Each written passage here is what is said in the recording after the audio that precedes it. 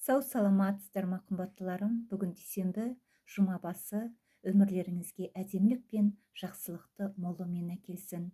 Таңда жазылған өлеңімді оқып берейін.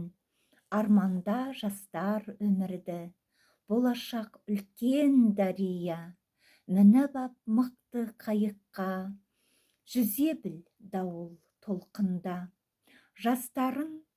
Жасырын сырлар тығылған, талай жастар үнсіз жүр, көкейге келген ойларды іске асырып дами біл. Таң сәріде негізі, жақсы ой көңіл баурайды, армандар болар шексізде, үміт оты лаулайды.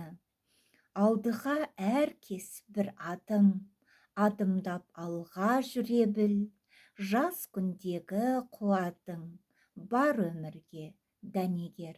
Сау саламатта болыңыздар, күндеріңіз әдемі, жолдарыңыз ашық болсын.